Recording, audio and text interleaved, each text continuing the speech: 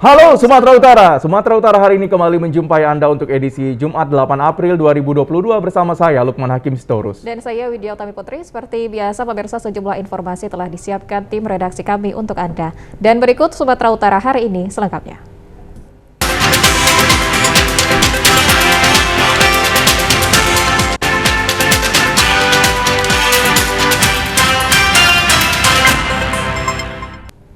Saudara, Kepolisian Daerah Sumatera Utara menahan 8 tersangka yang terlibat dalam penyiksaan manusia yang mengakibatkan kematian pasca penetapan Bupati Langkat nonaktif TRP sebagai tersangka kerangkeng. Dari 8 tersangka yang ditahan Polda Sumatera Utara termasuk seorang anak mantan Bupati Langkat yang diduga terlibat dalam tindak pidana perdagangan orang dan korban meninggal dunia.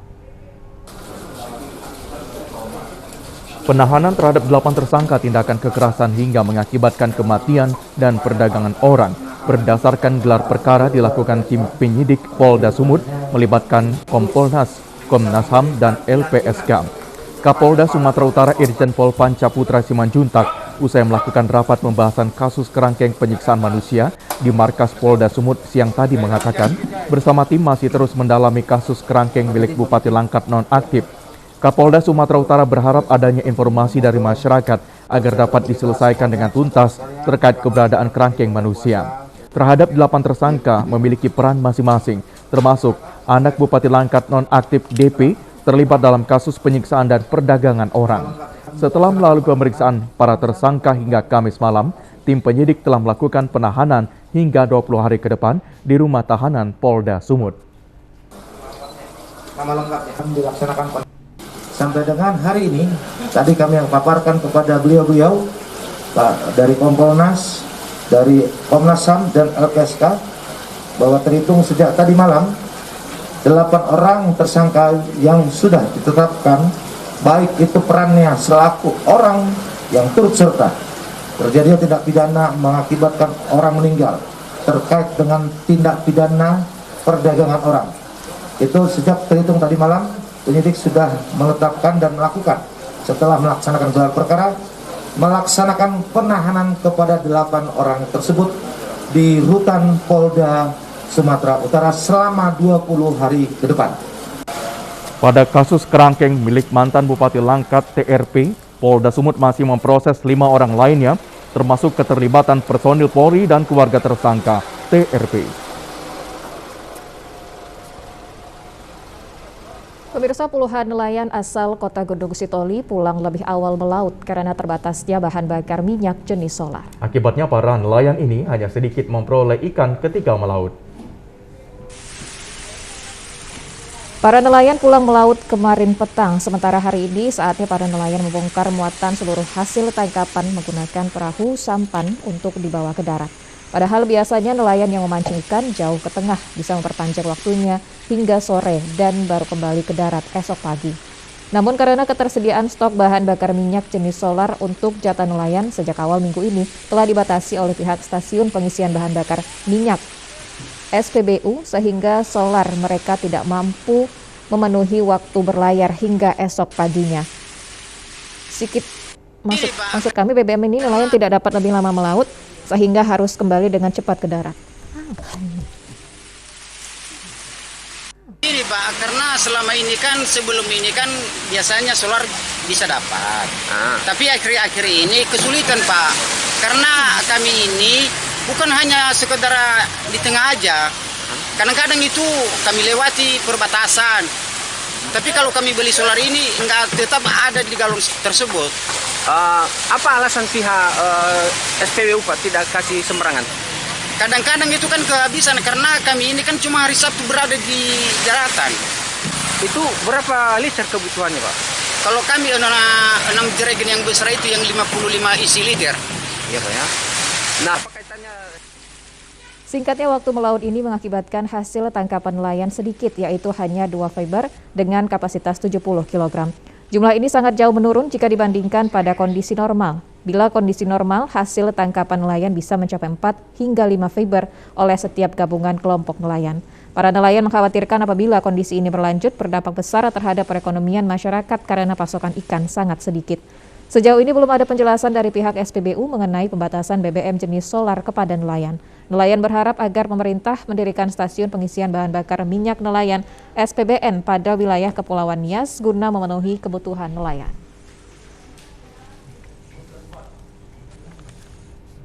Badan Narkotika Nasional Kabupaten BNNK Deli Serdang berhasil mengungkap peredaran narkotika jenis ekstasi dan sabu-sabu dengan menangkap 2 orang yang menjadi kurir antar provinsi. Dari kedua orang ini petugas menyita barang bukti narkoba jenis ekstasi 4.955 butir dan sabu-sabu 65 gram. Kepala Badan Narkotika Nasional Kabupaten Deli Serdang Kombes Pol Muhammad mengatakan, kedua orang ini adalah sepasang kekasih berinisial NT warga Gang Darmo, Dusun 9, Desa Bangun Sari Baru, Kecamatan Tanjung Merawa, dan NM 29 tahun, warga Dusun 4, Desa Medan Senemba, Kecamatan Tanjung Merawa. Keduanya ditangkap di kediamannya di Blok 2, Kelurahan Binjai, Kecamatan Medan Denaik, Medan, dan kedua sepasang kekasih masing-masing janda dan duda yang berada dalam satu kamar kos. Kronologis penangkapan bermula dari informasi masyarakat yang melaporkan ada seorang laki-laki berinisial NT memiliki narkotika sehingga petugas BNNK Deli Serdang melakukan penyelidikan. Petugas BNNK Deli Serdang mengetahui keberadaan NT langsung menuju ke rumah yang disewanya di Blok 2 Kelurahan Binjai Kecamatan Medan Denai dan mengamankan NT serta NM. Kemudian dilakukan penggeledahan pada kamar tersangka NT dan ditemukan 6 bungkus narkotika jenis ekstasi warna merah sebanyak 3.000 butir. Setelah diinterogasi, tersangka NT mengakui ekstasi ini baru saja diantar oleh inisial I yang kini menjadi daftar pencarian orang di Pekanbaru. Kemudian tersangka NT mengaku masih memiliki satu rumah sewa lagi di Jalan Sopo Hopur, Gang Santun 2, Kelurahan Binjai, Kecamatan Medan Denai, Kota Medan.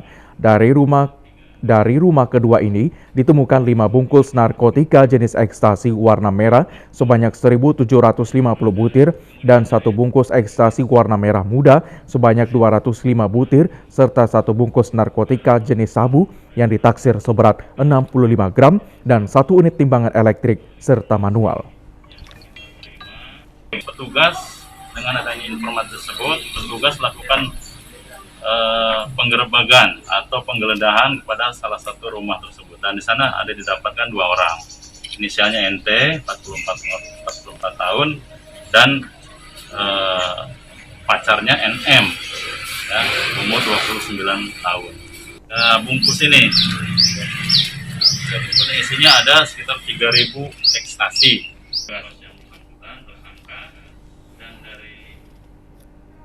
Untuk mempertanggungjawabkan perbuatannya, sepasang kekasih ini dijebloskan ke sel tahanan BNNK Deli Serdang.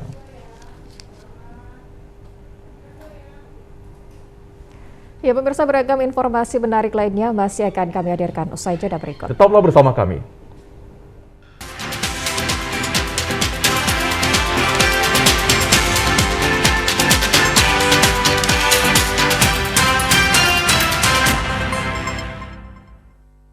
Assalamualaikum warahmatullahi wabarakatuh. Marhaban ya Ramadan. Berbagai pengalaman telah kita lalui bersama dalam tayangan selama ini. TVRI Sumatera Utara selalu hadir dan siap melayani pemirsanya. Saya, Tahrizal, Kepala TVRI Sumatera Utara, beserta seluruh karyawan dan karyawati mengucapkan selamat menunaikan ibadah puasa Ramadan 1443 Hijriah. Mohon maaf lahir dan batin.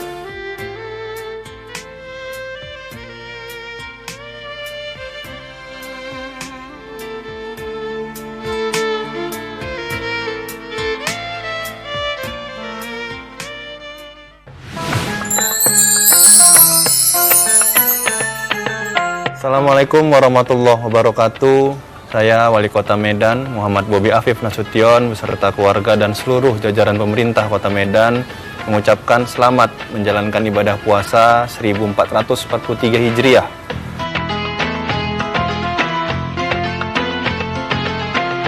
Jadikan bulan suci Ramadan ini momentum masyarakat Kota Medan untuk berkolaborasi menuju Medan yang berkah.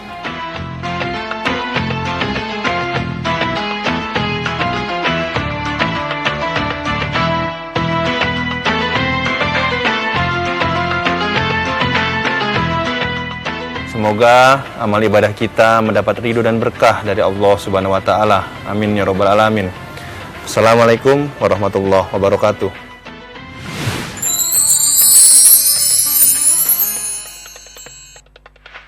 Ayo, cegah stunting.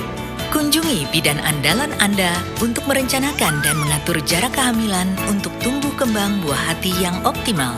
Cegah stunting itu penting melalui perencanaan keluarga. Khawatir ber-KB? Tunda kehamilan dan raih cita-cita dengan Andalan FE. Andalan laktasi untuk ibu menyusui. Ber-KB itu mudah. Andalan pilihan perempuan Indonesia.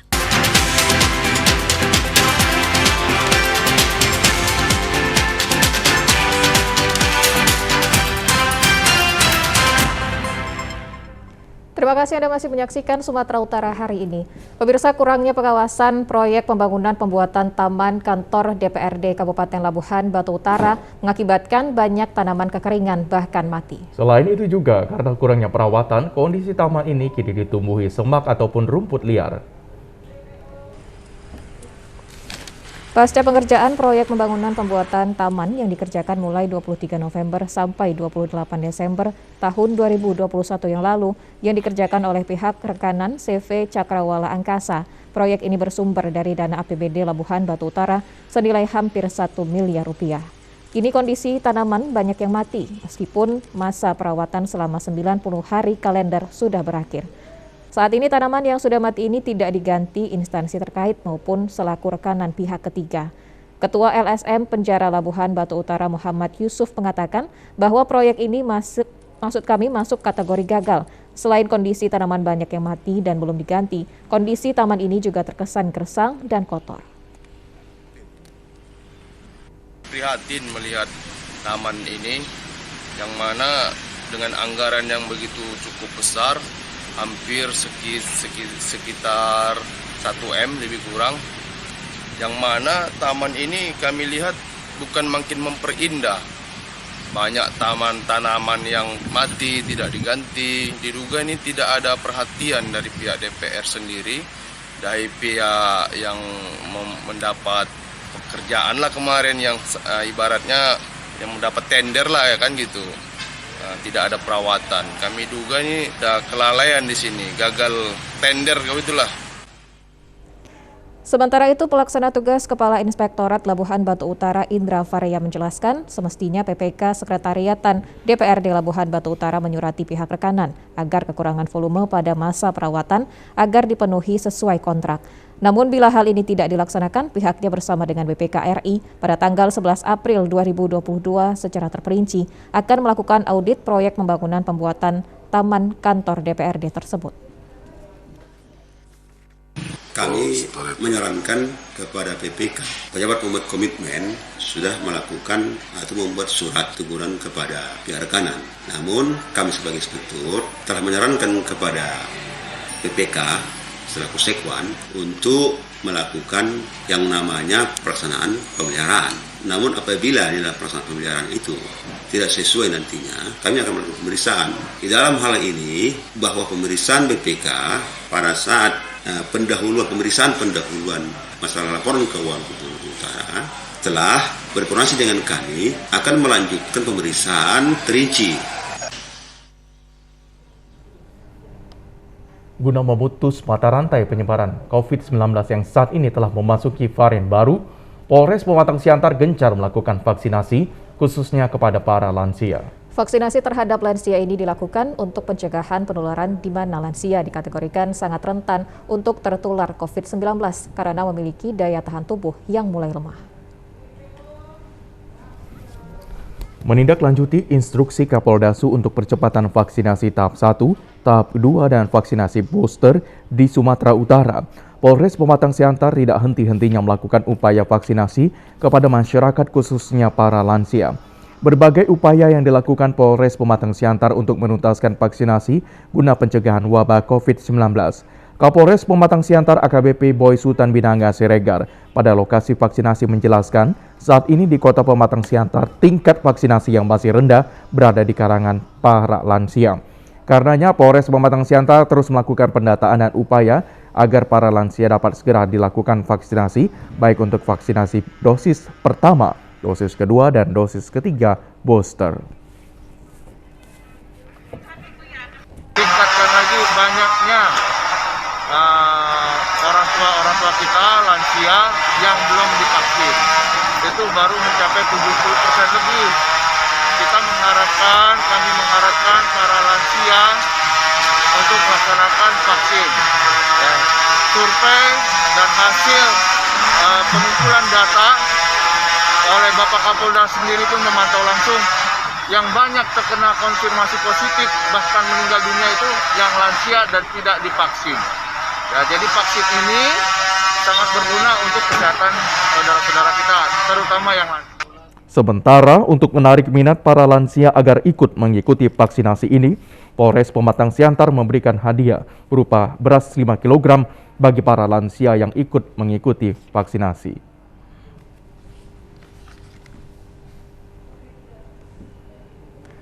Pelaksanaan vaksinasi COVID-19 harus bersama-sama didukung dan disukseskan karena vaksinasi COVID-19 bertujuan untuk memberikan kekebalan tubuh agar terdapat imun yang kuat. Selain itu, dengan adanya vaksinasi dapat menciptakan daya tahan tubuh manusia menjadi kuat. Dinas Kesehatan Kabupaten Toba melalui Puskesmas Tandang Buhit Balige bersama TNI Polri menghimbau masyarakat agar vaksinasi. Hal ini dilakukan pada salah satu kediaman warga guna mempercepat vaksinasi kepada seluruh warga di Kabupaten Toba. Pelaksanaan vaksinasi ini menargetkan untuk 200 orang untuk dosis pertama, kedua, dan ketiga booster dengan menggunakan vaksin Sinovac, AstraZeneca, Moderna, dan Pfizer. Dengan demikian, dengan adanya himbauan wajib untuk disosialisasikan diantaranya oleh TNI Polri secara langsung di tepi jalan dengan menghimbau kepada masyarakat yang sedang melintas di sepanjang Jalan Juara Monang, Kecamatan Balige. Salah seorang petugas vaksinator Puskesmas Tandang Buhit, Yanti Sofia Bakara, berharap dengan adanya himbauan ini masyarakat akan menjadi sadar tentang pentingnya vaksinasi COVID-19. Karena ini merupakan salah satu upaya pemerintah dalam melakukan pencegahan COVID-19 dan juga sebagai upaya memutus mata rantai penyebaran COVID-19 di Kota Balige, khususnya Kabupaten Toba. Sebagai persyaratan vaksinasi pertama, masyarakat cukup membawa KTP. Sementara untuk vaksinasi kedua membawa bukti vaksinasi pertama dan KTP dengan mengikuti vaksinasi COVID-19. Sasaran target kami di tim 3 untuk di catering Yolanda adalah sekitar 200-an lebih, Pak. Kita lihat dari antusias masyarakat sekarang, mereka sudah lebih sadar untuk datang ke lokasi vaksinasi dengan mendengarkan jadwal-jadwal pemberian dari Puskesmas, kapan, di mana diadakan, mereka sudah tahu. Makanya mereka antusiasnya sudah lebih banyak. Gubernur Sumatera Utara Edi Rahmayadi memutuskan tidak akan menaikkan tarif air minum pada tahun 2022 karena perekonomian masyarakat belum sepenuhnya pulih akibat pandemi COVID-19. Gubsu berpendapat apabila tarif air minum dinaikkan dapat memperburuk situasi ekonomi karena akan berpengaruh pada daya beli masyarakat. Dengan perekonomian yang belum sepenuhnya pulih ditambah dengan meningkatnya inflasi, maka bisa berujung pada stagflasi. Apalagi tahun 2022 kenaikan berbagai komoditas pangan telah berlangsung. Demikian juga dengan kenaikan BBM dan LPG. Juga mengalami kenaikan PPN. Untuk itu, Gubernur tidak ingin menambah beban masyarakat, terutama masyarakat berpenghasilan rendah. Terkait hal itu, menurut Kepala Biro Perekonomian Sedapropsu Naslindo Sirait, Gubsu juga sudah menyampaikan surat kepada Kementerian Dalam Negeri bahwa belum dapat mengimplementasikan Peraturan Menteri Dalam Negeri Nomor 21 Tahun 2020 tentang penetapan air minum. Naslindo mengaku Gubernur telah menyurati Menteri Dalam Negeri untuk meminta kenaikan tarif air minum di Sumatera Utara ditunda dan tidak akan dilakukan pada tahun 2022. Kebijakan ini sekaligus menjadi pedoman bagi bupati dan wali kota di Sumatera Utara agar tidak menaikkan tarif air minum di PDAM yang dimiliki oleh pemerintah kabupaten dan kota. Naslindo menjelaskan bahwa perhitungan tarif air minum sudah dihitung dengan cermat, juga mempertimbangkan inflasi UMP, UMK, serta biaya operasional dari setiap PDAM yang ada di Sumatera Utara.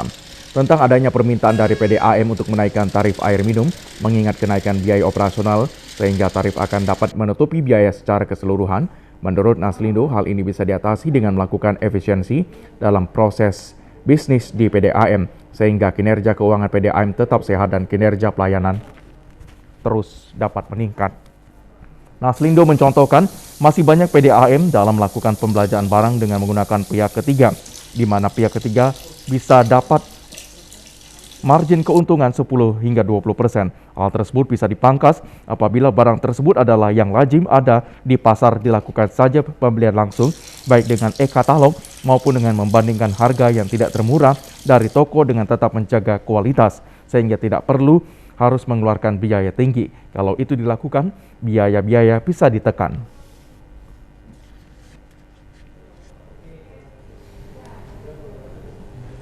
Pemirsa, Gubernur Sumatera Utara memastikan tidak akan menaikkan tarif air minum di Sumatera Utara pada tahun 2022. Meski terdapat aturan Menteri Dalam Negeri nomor 21,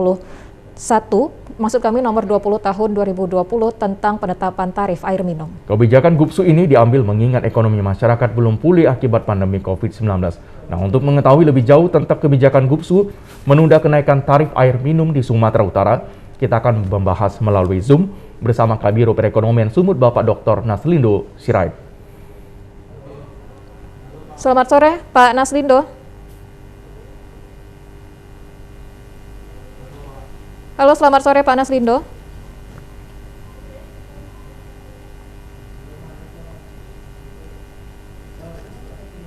Pak Naslindo, bisa mendengar suara kami dengan jelas di studio?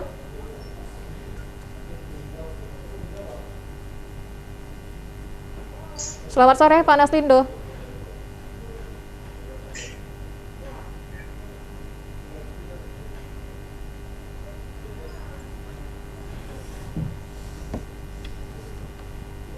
Ya, kita masih berupaya untuk terhubung dengan Naslindo Sirait, ya. Kabiro Perekonomian Sumatera Utara.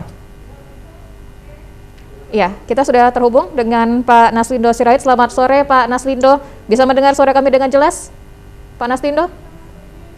Ya, selamat sore. Ya, baik Pak Naslindo, langsung saja terkait dengan Gubernur Sumatera Utara yang mengatakan bahwasannya tidak akan menaikkan tarif air minum di Sumatera Utara. Lantas Pak Naslindo, apa sebenarnya yang mendasari kebijakan GUPSU dengan memutuskan untuk tidak menaikkan tarif air minum di Sumatera Utara ini, Pak Naslindo? Baik, terima kasih. Gubernur Sumatera Utara Bapak Edi Rahmayadi memutuskan untuk tidak menaikkan tarif air minum untuk seluruh Provinsi Sumatera Utara pada tahun 2020 ini. Yang pertama, mempertimbangkan kondisi ekonomi saat ini dalam kondisi COVID-19, di mana juga ekonomi masih berlangsung. Karena itu daya beli masyarakat juga masih belum pulih, dan kenaikan harga beberapa komoditas saat ini, juga kenaikan bahan bakar minyak, tentu itu semua akan membebani masyarakat. Dan tingkat kemiskinan juga meningkat, dan pengangguran karena PHK, semuanya ini tentu menjadi pertimbangan secara ekonomi dan juga secara sosial. Tidak mau masyarakat mendapatkan beban yang berat hari-hari ini, karena itu air menjadi sebuah kebutuhan dasar yang diperlukan setiap hari oleh masyarakat. Untuk itulah kita putuskan, Bapak Gubernur memutuskan untuk tidak menaikkan tarif air minum pada tahun 2022, dan ini akan diikuti oleh seluruh kabupaten kota di Sumatera Utara. Baik Pak Sirait, dengan adanya peraturan dari Menteri Dalam Negeri Pak tahun 2020 tahun nomor 21 mengharuskan seluruh provinsi khususnya di Sumatera Utara menaikkan air minum ini. Tanggapan Bapak sendiri seperti apa? Ya, memang dalam peraturan Menteri itu meminta gubernur untuk menentukan batas bawah dan batas atas. Itu sebenarnya dibuat pertama untuk bagaimana PDAM ini bisa tidak merugi. Kita tahu banyak PDAM tidak merugi, masih banyak merugi, karena memang biayanya itu belum tentu dari tarif itu. Tapi memang tarif itu masih rendah ya. Misalnya untuk Tirtanadi itu tarif bawahnya itu 1.300. Harusnya bisa dinaikkan dengan perhitungan kita sekitar 4.000. Tetapi Apabila kita bisa efisien dengan melakukan berbagai efisiensi, maka tarif ini menjadi pilihan kedua. Intinya bagaimana pelayanan juga bisa ditingkatkan dan kinerja kesehatan keuangan PDAM juga tetap sehat.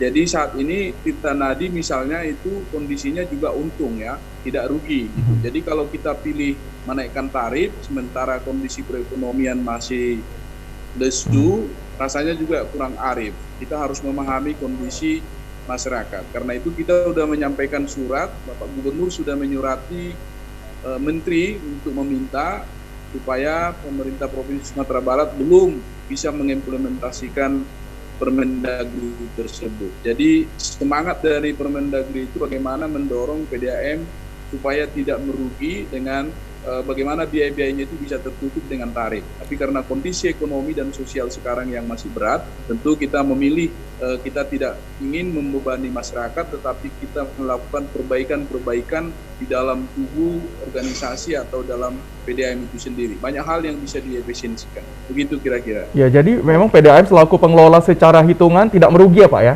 sekarang ya Pak ya, dan masih dapat dikelola dengan tarif saat ini. Bisa dikatakan seperti itu ya Pak ya? Ya, jadi ada beberapa memang PDAM yang merugi di Sumatera Utara, seperti di Labuan Batu, di Kota Sidempuan, di Batubara, di Asahan.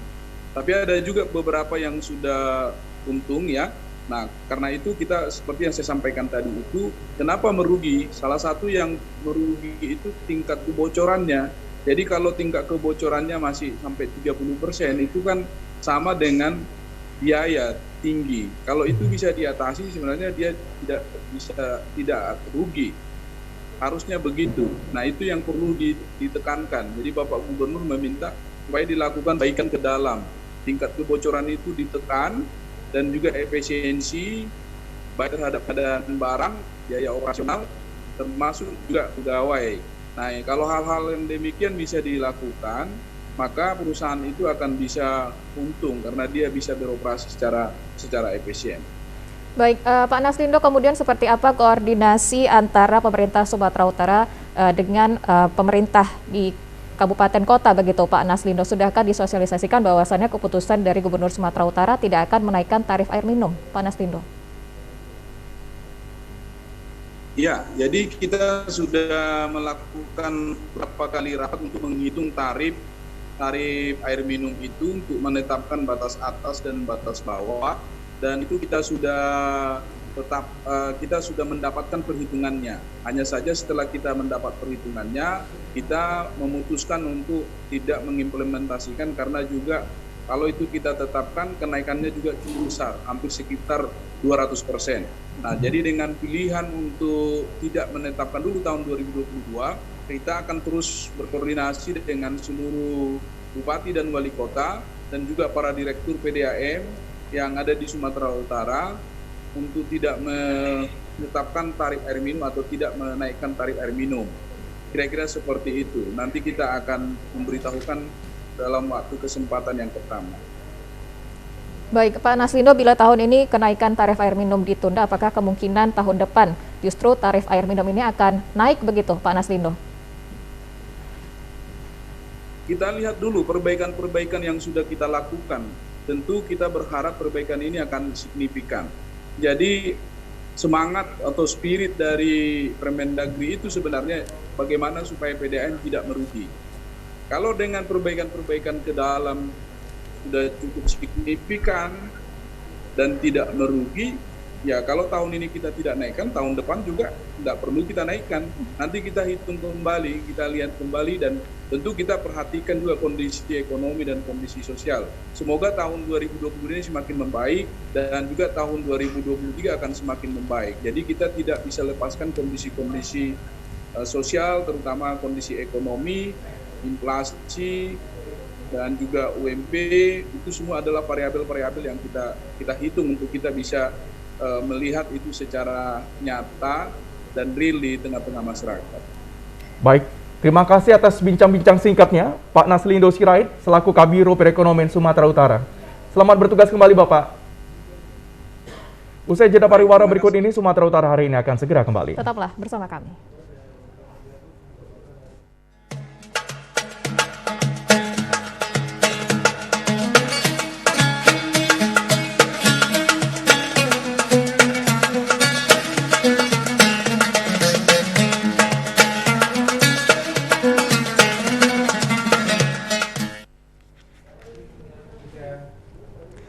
Pemirsa, Balai Besar Pengawas Obat dan Makanan Medan bersama Dinas Ketahanan Pangan Kota Medan melakukan inspeksi mendadak terhadap pedagang makanan musiman di Kota Medan. Sidak ini dilakukan guna memberi perlindungan kepada masyarakat dan memastikan tidak adanya kandungan zat berbahaya dalam makanan maupun minuman untuk dikonsumsi.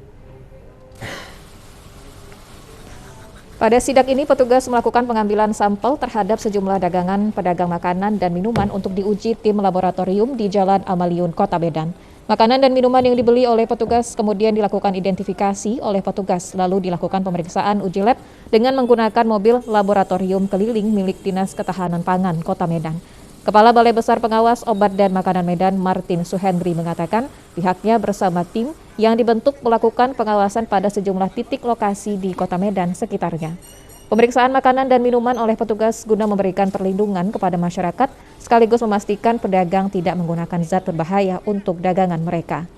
Dari sampel makanan dan minuman yang diperoleh dari pedagang akan terdeteksi melalui uji laboratorium bila mengandung zat berbahaya, di antaranya boraks, formalin, pemanis buatan, dan rodamin. Bila ditemukan di antara pedagang ada yang menggunakan zat berbahaya, pihaknya akan melakukan tindakan tegas. Dari hasil penelusuran sampel terhadap sejumlah makanan dan minuman takjil, bahwa petugas tidak menemukan kandungan zat berbahaya di Kota Medan. Karena kita tahu umat Islam itu takjil merupakan makanan untuk berbuka, maka kita khawatirkan apakah dia mengandung rodamin seperti Bapak lihat tadi, kita sampling yang berwarna. Tapi alhamdulillah sampai saat ini di beberapa tempat di Kota Medan sudah kita sampling, belum kita temukan adanya rodamin, adanya formalin, atau adanya boraks ataupun pemanis buatan. Demikian sementara. Para pedagang mendukung dengan pengujian makanan dan minuman oleh petugas guna memberi keyakinan kepada masyarakat bahwa mereka berjualan makanan dan minuman tidak menggunakan zat berbahaya.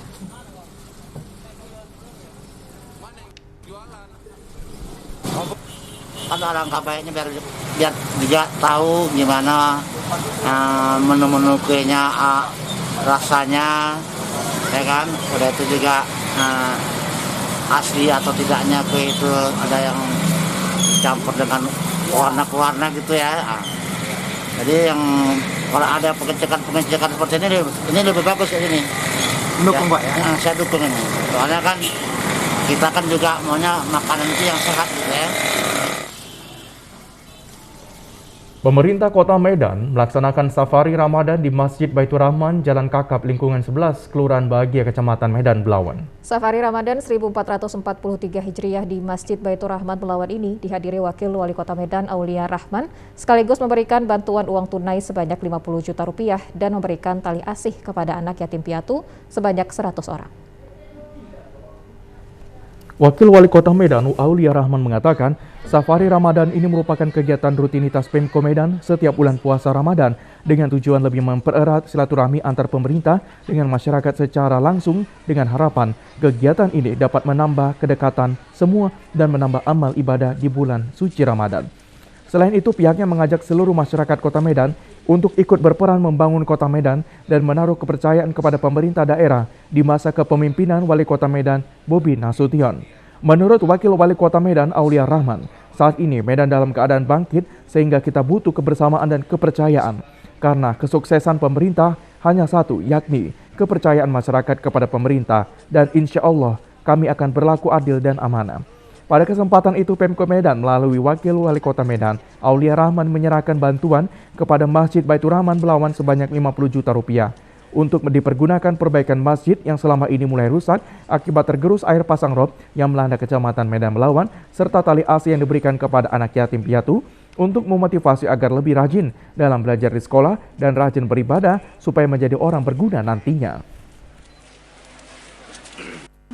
Tentang program pemerintah saat ini adalah masjid mandiri, yang mana masjid tersebut bisa menghidupkan perekonomian untuk memproteksi seluruh warga yang ada di seputaran tempat tinggal masjid. Di bulan yang penuh dengan berkah ini, disinilah sembari kita mengedukasi ke masyarakat, jadikan masjid ini tempat berkumpul. Jadikan masjid ini tempat membangun sebuah ukhuwah Islamiyah yang baik, dan jadikan masjid ini tempat pemersatu umat bangsa tanpa ada unsur agama yang memecah belah kita. Kita tetap Islam adalah agama rahmatan lil alamin. Insyaallah di bulan yang penuh dengan berkah ini, program pemerintah Masjid Mandiri insyaallah kembali timbul ghairah kita umat Islam untuk bersatu membangun sebuah kota Medan yang lebih baik lagi ke depan. Kegiatan Safari Ramadan Pemko Medan dihadiri Muspika Medan Melawan, sedangkan tausiah disampaikan Ustadz Damri Tambunan.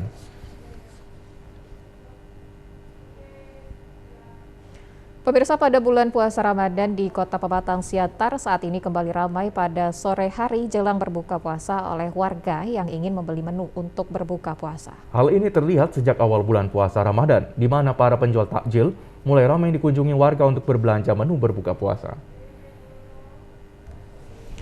Salah satu warung Ramadan di Kota Pematang Siantar yang buka setahun sekali khusus pada bulan puasa berada di Komplek Masjid Ilham Kota Pematang Siantar. Warung ini selalu ramai dikunjungi warga setiap sore hari jelang berbuka puasa. Para warga yang datang untuk berbelanja takjil sebagai menu untuk berbuka puasa berupaya mendapatkan menu favoritnya. Salah seorang pedagang takjil, Sri Rezeki ini mengatakan berbagai jenis makanan dan minuman sebagai menu berbuka puasa yang dijual selalu habis setiap hari. Yang paling dicari menjadi favorit warga sebagai menu untuk berbuka puasa adalah makanan gorengan dan minuman dingin.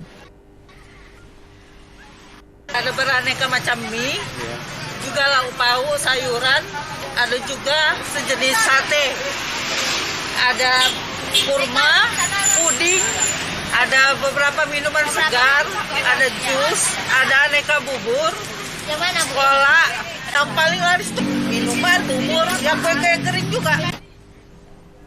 Sementara meski selalu ramai dikunjungi warga untuk berbelanja, pihak pengelola warung Ramadan ini tetap menjalankan protokol kesehatan dan selalu menjaga kebersihan di lingkungan warung.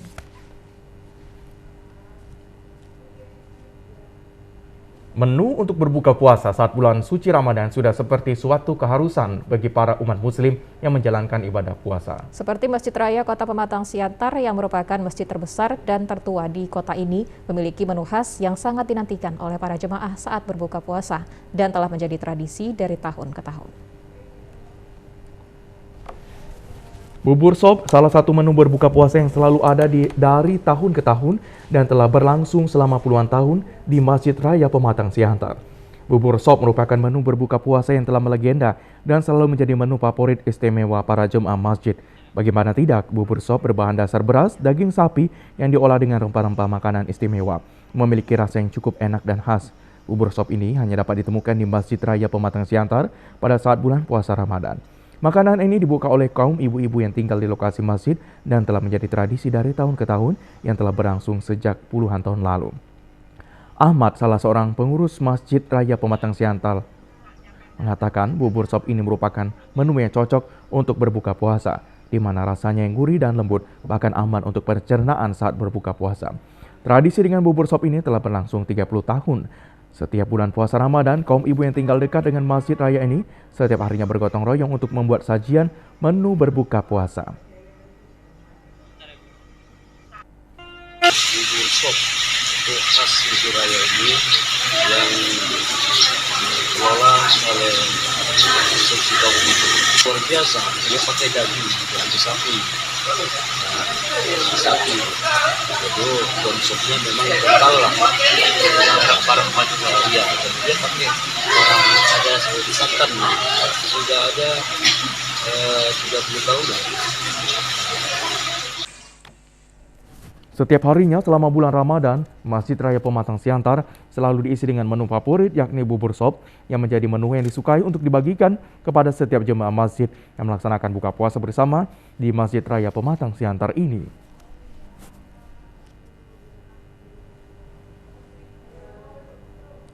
Masjid Al-Osmani yang menjadi masjid tertua di Jalan Komodor Riau Sudarso kilometer 8 Kelurahan Pekan Labuhan menyediakan menu berbuka puasa bubur pedas khas Melayu. Bubur pedas khas Melayu ini sudah menjadi tradisi masyarakat Melayu yang ada di Medan Labuhan dan sudah berlangsung puluhan tahun lamanya.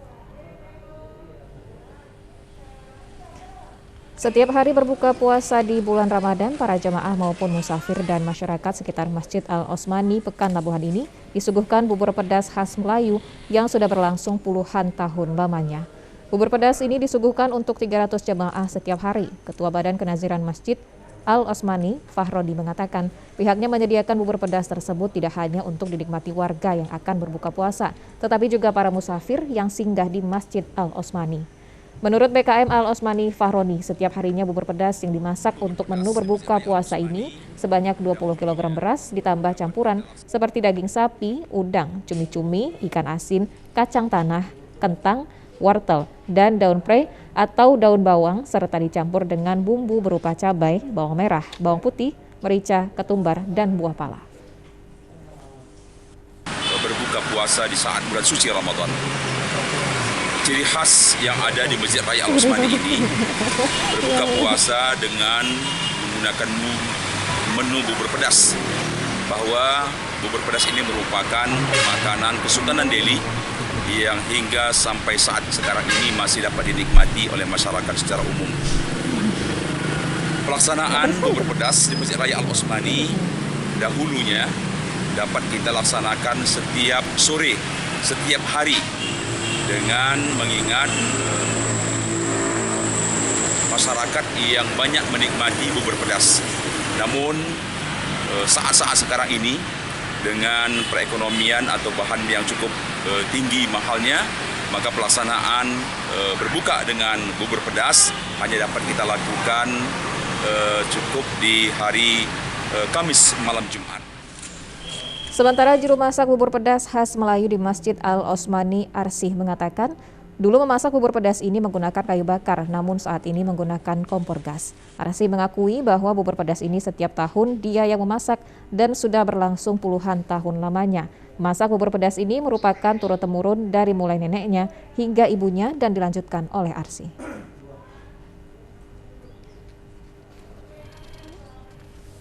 Usai jeda berikut ini, Sumatera Utara hari ini akan segera kembali. Tetaplah bersama kami.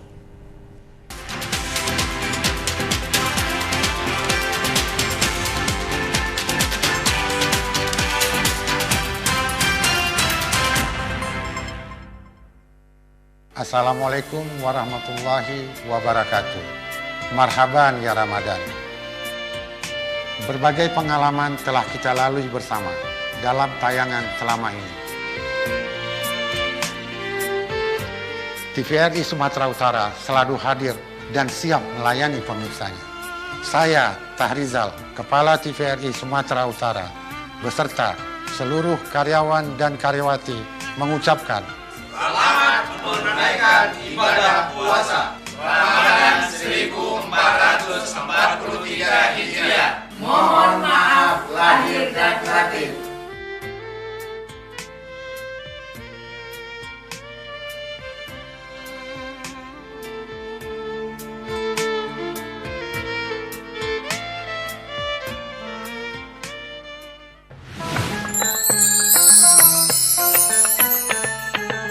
Assalamualaikum warahmatullahi wabarakatuh. Saya Wali Kota Medan, Muhammad Bobi Afif Nasution, beserta keluarga dan seluruh jajaran pemerintah Kota Medan mengucapkan selamat menjalankan ibadah puasa 1443 Hijriah.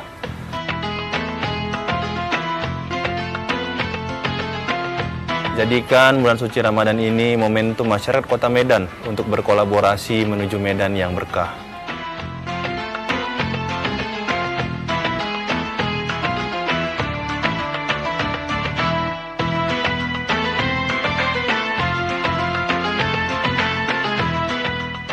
Semoga amal ibadah kita mendapat ridho dan berkah dari Allah Subhanahu wa taala. Amin ya rabbal alamin. Assalamualaikum warahmatullahi wabarakatuh.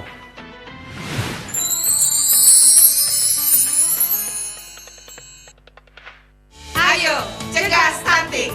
Kunjungi Hubungi bidan andalan Anda untuk merencanakan dan mengatur jarak kehamilan untuk tumbuh kembang buah hati yang optimal. Cegah stunting itu penting melalui perencanaan keluarga. Khawatir ber-KB? Tunda kehamilan dan raih cita-cita dengan Andalan FA. Andalan laktasi untuk ibu menyusui. Ber-KB itu mudah. Andalan pilihan perempuan Indonesia.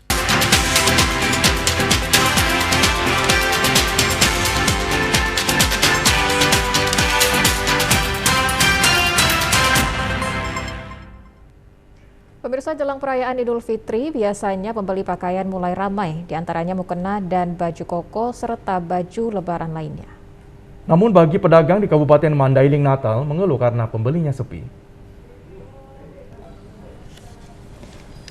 Sejumlah pedagang mukena dan baju koko serta baju lebaran di Pasar Pusat Kota Panjabungan, Kabupaten Mandailing Natal biasanya jelang lebaran Idul Fitri selalu ramai pembeli.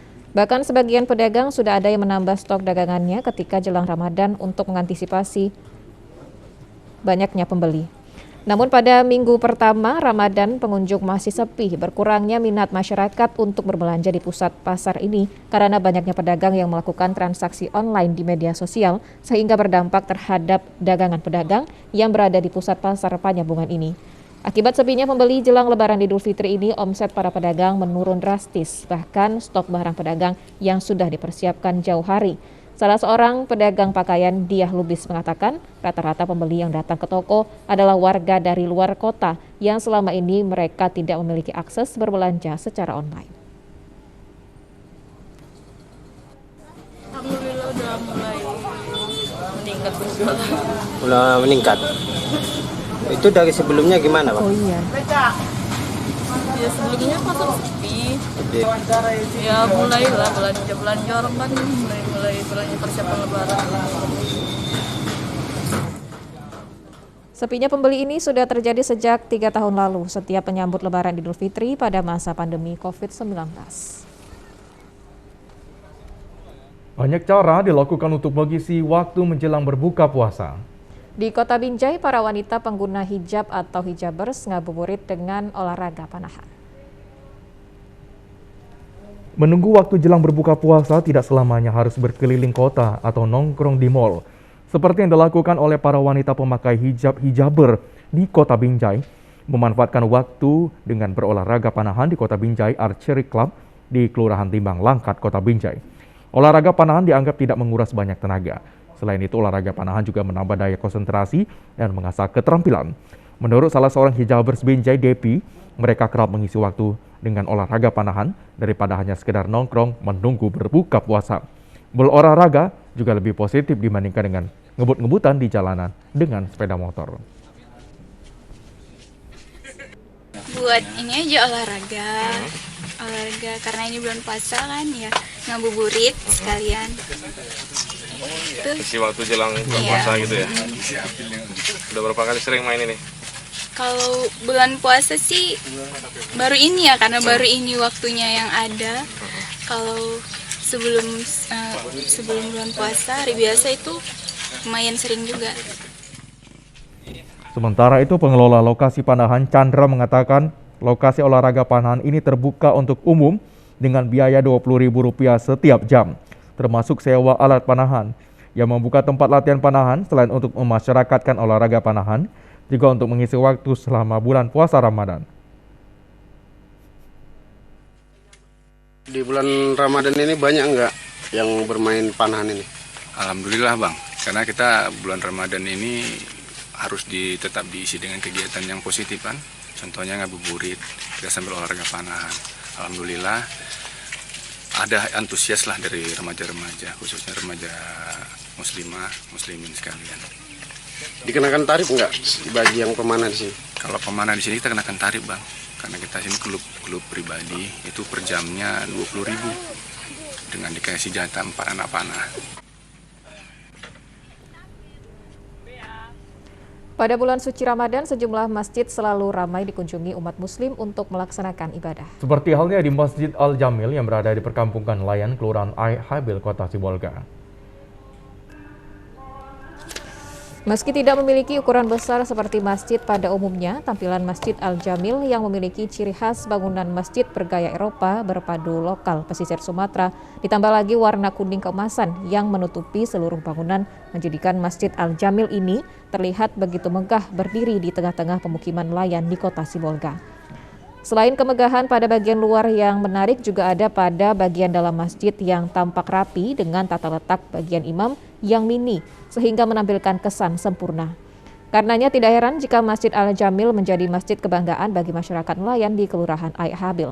Pada bulan suci Ramadan ini sejumlah kegiatan syiar Islam, diantaranya penyampaian tausiah agama, pengajian rutin anak-anak kampung menjadi agenda rutin dilaksanakan usai ibadah sholat.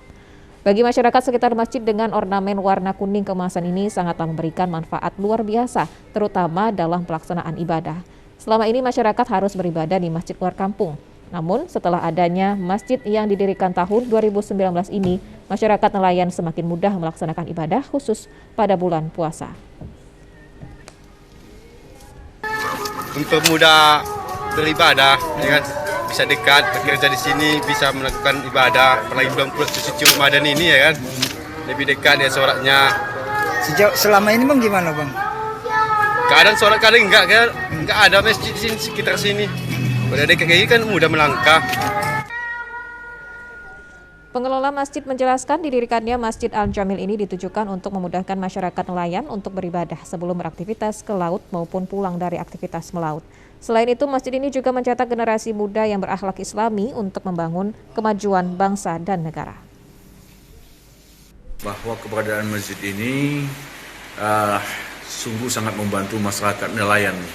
Karena di lokasi masjid ini dulunya tidak ada tempat orang sholat, sehingga subuh hari mau berangkat ke laut dan kembali dari laut pada malam hari, dan subuh juga ada, tidak ada rumah ibadah.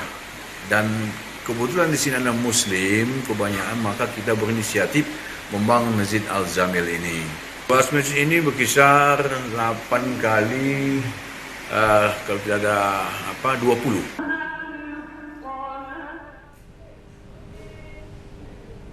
Informasi tadi mengakhiri jumpa kita di Sumatera Utara hari ini. Mewakili kerabat kerja yang bertugas, saya Lukman Hakim Sitorus. Dan saya Widyotami Putri, tetap selalu taat protokol kesehatan pemirsa dengan memakai masker, menjaga jarak, dan mencuci tangan dengan sabun di air mengalir. Indonesia pulih karena aku. Indonesia pulih karena kamu. Indonesia pulih karena kita. Terima kasih, selamat sore. Sampai jumpa.